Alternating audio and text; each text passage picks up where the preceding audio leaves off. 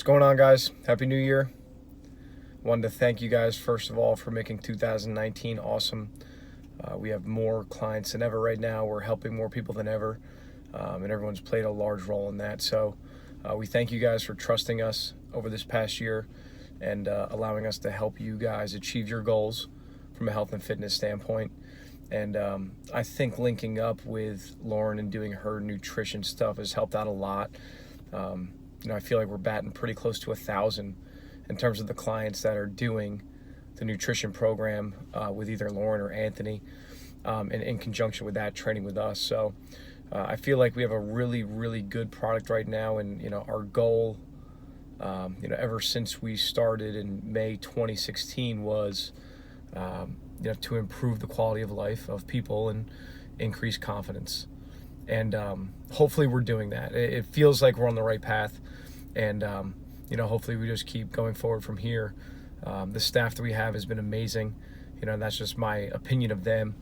But they've been doing an incredible job, and they've all progressed significantly in their training abilities and their ability to reason with clients and get them to their goals progressively, and not necessarily seeing it in just their own light or in the way that they think things should be done, and finding a common ground between like how a client wants to get to their goals and how a hard-headed trainer stereotypically would want them to get to their goals. So I'm really happy with the product that we're putting out right now, and hopefully you guys feel the same based on some of the information on the questionnaire that we put out. That we got a lot of we had a lot of good feedback, which is great. Anytime you have a questionnaire, you're essentially opening yourself up to some negative feedback, and we had plenty.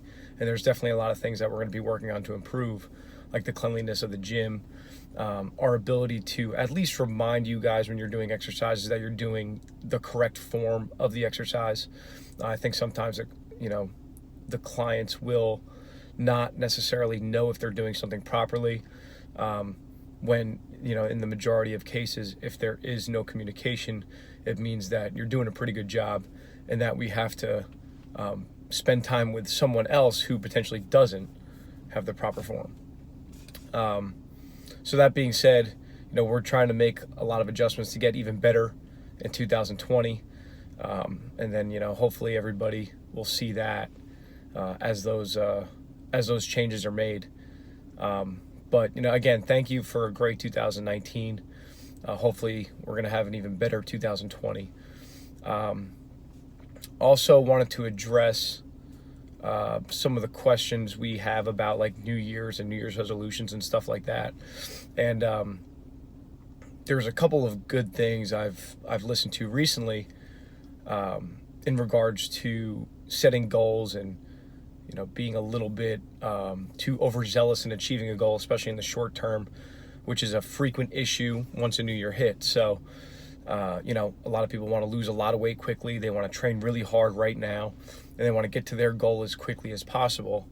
When ultimately, I think the primary objective is to get somewhere very good by the end of 2020. And how do you get there? It's essentially take one step at a time, month by month, day by day. And next thing you know, 12 months later, you look back and you're in a really good place. And this made me think of the clients that we've had since 2016 when we first started up. And you think about some of those clients that started up with us that we jokingly call like the founding fathers.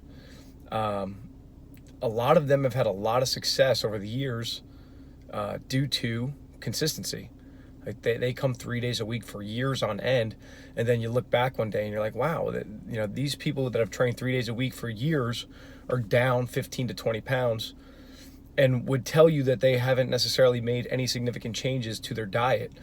Nothing, at least, that's noteworthy for them. And I think the same situation applies for someone like myself. Coach Anthony, I think, has done a really good job progressing his training and his dietary habits over time.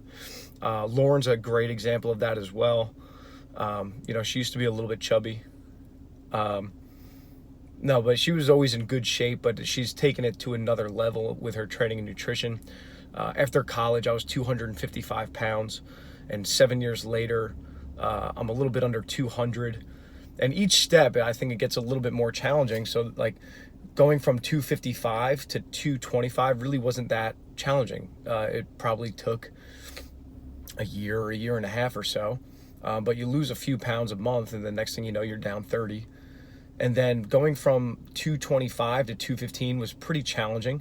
There had to be some more behavior changes that required a little bit more discipline.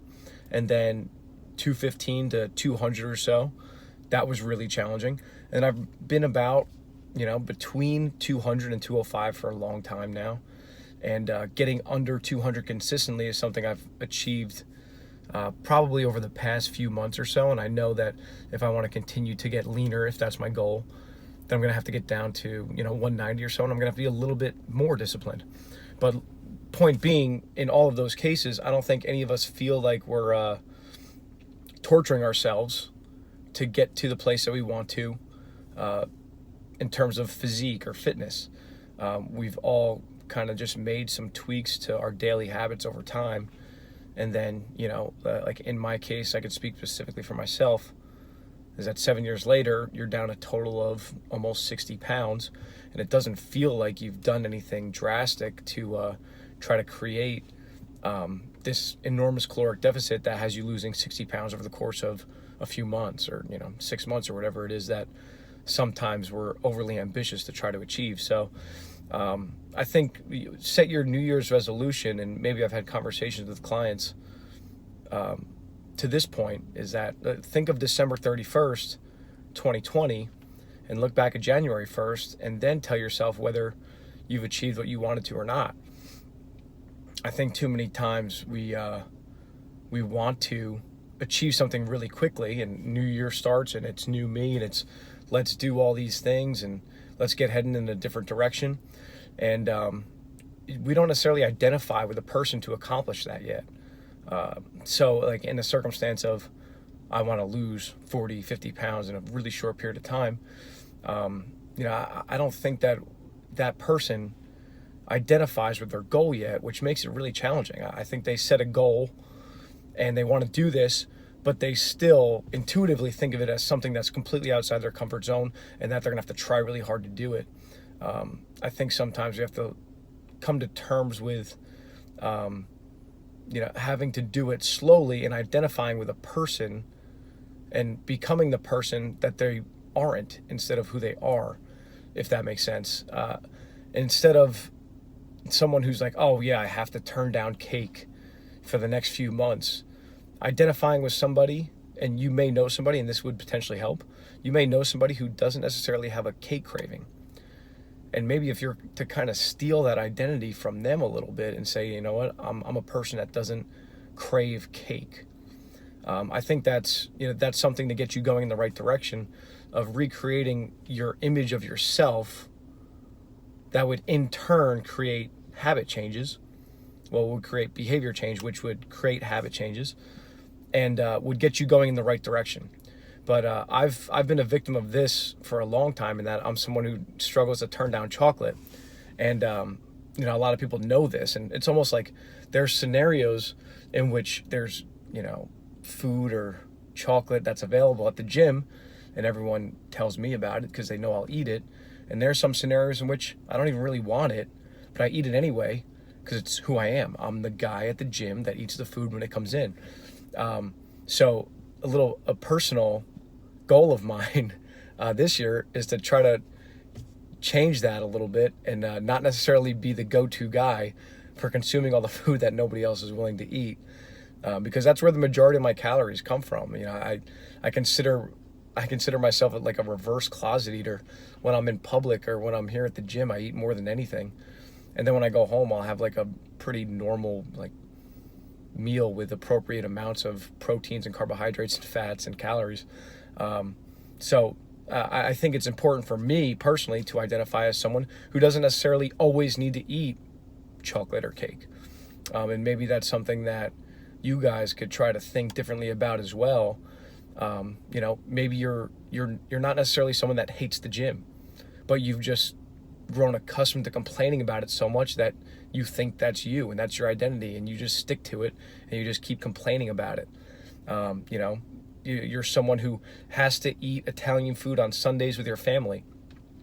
Maybe that's the case, but maybe you just change the amount of protein-based foods that you're selecting on Sunday night versus the amount of spaghetti you're eating. It's like something that you consistently do, that you think you are, that you consider a downfall in your own behaviors, that if you just look at it a little bit differently, or tell yourself that you don't need to identify with the behavior that you think you must, that, maybe that turns things around for you in the next year and you start to look at yourself differently.